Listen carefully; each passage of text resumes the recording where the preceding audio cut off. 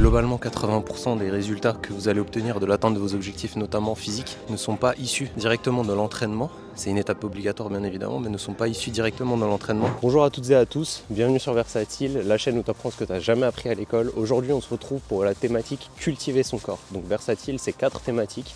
Cultiver son esprit, la liberté financière, le lifestyle et cultiver son corps, la thématique d'aujourd'hui. On se retrouve aujourd'hui dans cette thématique qui est super importante, qui nous permet en réalité de prendre soin de sa santé physique, de sa santé mentale, mais aussi de sa santé sociale, et qui en plus de ça va nous permettre de potentialiser les 3 autres thématiques dont je viens de vous parler. L'un des points les plus importants de Versatile, c'est notre méthodologie ou notre pierre angulaire qui est la loi de Pareto. Fournir 20% des efforts pour récolter 80% des résultats. Et c'est exactement l'objectif de la vidéo d'aujourd'hui. Aujourd'hui on va se lancer dans une transformation physique qui va durer plusieurs semaines et qui sera le fil rouge sur plusieurs vidéos. Je vais le faire sur mon meilleur ami en 3 à 4 séances par semaine maximum, en privilégiant les exercices polyarticulaires et à forte tension d'étirement pour vous montrer que c'est possible d'atteindre des objectifs qui sont ambitieux quand on s'entraîne intelligemment. On se retrouve à la salle. Relais Versatile, on se retrouve ici avec mon meilleur ami dont je vous parlais, qui est Laurent, qui est l'homme à transformer. Je vais laisser s'introduire très rapidement pour que vous compreniez un petit peu ses objectifs, d'où il part et où est-ce qu'il veut arriver. Je me présente, Laurent, alias Lolo, 29 ans, 69 kg. J'ai choisi le programme Versatile pour tout ce qu'il pouvait proposer, donc tout ce qui est l'aspect finance, l'aspect mindset et l'aspect sport, qui est important aussi, et surtout l'adhérence que j'essaye d'acquérir. Ce manque aussi de rigueur que je pouvais avoir parce que j'ai souvent pratiqué du sport, j'en ai toujours pratiqué, la musculation depuis environ une dizaine d'années, sauf que je ne respectais pas forcément l'alimentation ou le temps de sommeil. Je pouvais passer jusqu'à 2 heures dans une salle pour faire une séance. Vous faites ça 3 ou 4 fois par semaine, c'était très chronophage. Et voilà, les années passent et j'essaie d'optimiser mon temps au mieux et avoir les meilleurs résultats, d'où mon intéressement pour Versatile et le rapport 80-20 qu'ils proposent et leur expérience aussi au niveau de l'aspect sportif et mental. Moi, mon objectif, ça serait d'atteindre 75 kg de poids sec. Je me donne environ, je dirais 1 an à peu près pour arriver à ce poids-là, en sachant que j'ai déjà été à ce poids-là, mais en poids standard, on va dire sans être sec et avec peu de sport. Donc voilà, ce sont les objectifs que j'aimerais avoir grâce à Versatile et j'y crois. Bon, après cette présentation, vous avez les objectifs de Laurent. Je vais aussi vous mettre des photos ou vidéos de lui, des rushs de sa shape pour que vous puissiez voir d'où il part. Quel est le point de départ. La transformation qu'on va initier là maintenant, c'est une transformation qu'on va essayer de faire en 12 semaines. Donc ça va être jeter les bases de cette transformation qui va durer 1 an, de cette prise de poids qui va durer 1 an.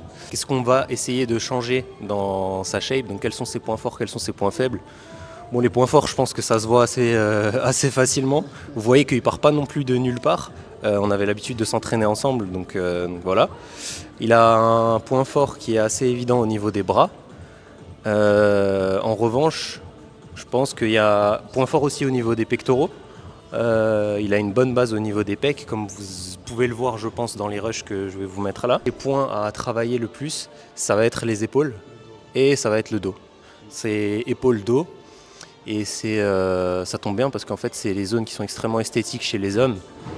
Donc quand on va voir le physique changer à ce niveau-là, ça va tout de suite se voir, ça va tout de suite taper à l'œil. Ça, c'est un petit tips que je vous donne. Il y a certaines zones, en fonction de si vous êtes un homme ou si vous êtes une femme, sur lesquelles on peut jouer pour changer son physique, changer l'apparence de son physique très rapidement. Chez les hommes notamment, ça va être au niveau des épaules. Et bien évidemment, les séances jambes à ne surtout pas négliger. Pour ce faire, c'est très simple. On a 2 types d'exercices qu'on va privilégier. C'est les exercices polyarticulaires, les exercices à forte tension d'étirement, comme je vous le disais. La base de la pyramide, c'est le plus important, c'est l'adhérence, donc la régularité. Donc on va rendre le programme le plus facile possible à vivre pour cet individu et le plus agréable pour que ça devienne presque une envie d'aller à la salle le matin ou l'après-midi, peu importe quand vous y allez en réalité. Le deuxième étage de la pyramide sur lequel on peut jouer et sur lequel on va jouer, c'est l'intensité, le volume d'entraînement. Donc on va s'entraîner dur quand on va à la salle, on va pas y aller souvent entre guillemets dans la semaine, même si 3 à 4 fois c'est souvent, mais je veux dire on va pas entraîner les mêmes groupements musculaires souvent, ça va être 1 à 2 fois dans la semaine. Donc forte intensité, fort volume, surcharge progressive. Et ce qu'il faut garder à l'esprit, c'est que la majorité des gains ne se font pas pendant l'entraînement. L'entraînement a une fonction principale, c'est d'envoyer une stimulation assez forte, la stimulation la plus forte au cerveau pour synthétiser la nouvelle fibre musculaire. Tout le reste de la synthèse musculaire va se passer au niveau de la récupération et au niveau de l'alimentation. Donc voilà, c'est tout ce que j'avais à dire. Très simplement, le facteur le plus important, l'adhérence, volume, intensité, les exercices polyarticulaires donc qui regroupent plusieurs muscles à la fois pour gagner du temps, les exercices à forte tension d'étirement qui sont les plus efficaces pour l'hypertrophie, donc pour la prise de muscle, travailler en superset, c'est-à-dire mixer plusieurs exercices ensemble, alterner de temps de récupération pour gagner le plus de temps possible. Grosso modo, si vous voulez un ordre d'idée, nos séances font 1 heure en moyenne, souvent un peu moins. Donc voilà, tout simplement, let's go! Dans les versatiles, j'en profite que Laurent est en train de s'échauffer pour vous expliquer un peu la thématique d'entraînement d'aujourd'hui. Donc, comme je vous ai dit, c'est 3 à 4 entraînements par semaine, notre programme. Aujourd'hui, on est dans un entraînement où on va majoritairement travailler les exercices de poussée. Je vous l'ai dit, il y a 2 types d'exercices qu'on va privilégier, c'est les exercices polyarticulaires et les exercices à forte tension d'étirement. Et on va essayer de travailler le plus possible en superset, c'est-à-dire à faire plusieurs exercices dans la même série d'exercices. Et tout ça, c'est toujours avec le but de notre loi de Pareto, c'est-à-dire de faire 20% des efforts en récoltant 80% des résultats. Donc premier exercice de notre série, ça va être développé militaire, exercice polyarticulaire pour les hauts de pec et les épaules par excellence. La Smith Machine là. Pourquoi la Smith Machine? C'est très simple. Parce qu'on a juste à pousser sans réfléchir entre guillemets. Il y a d'autres exercices, notamment aux haltères, qu'on peut mettre en place, mais il faut un peu faire attention à la technique et il y a des risques de blessures en fonction des poids qu'on décide de mettre. La Smith Machine, alors évidemment, il ne faut pas charger non plus comme des bœufs, faites attention à la blessure. On reparlera de la donnée REN pour atteindre vos objectifs, mais on ne veut surtout pas se blesser. Donc voilà, très bon exercice qui va travailler l'épaule et les pectoraux, plus spécifiquement les hauts de pec. Et donc on enchaîne directement sur des élévations latérales qui vont travailler les faisceaux latéraux, donc les côtés des épaules, et des élévations frontales qui vont travailler les faisceaux antérieurs, donc c'est les faisceaux avant de l'épaule.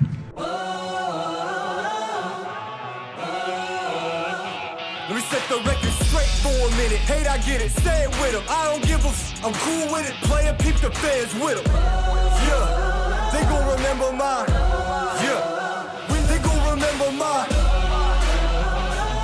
Yeah, I've been making y'all believe they remember my name. We ain't not the same, no. Real since day one and I ain't gon' change up. Remember my name.